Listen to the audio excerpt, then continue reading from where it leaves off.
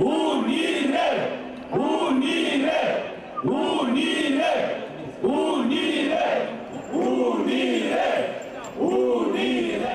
Iată ce-i frumos mereu, iată vestea cea mai bună, dorită de Dumnezeu. Frații, să fie împreună! Moldova, Ardealul, țara românească!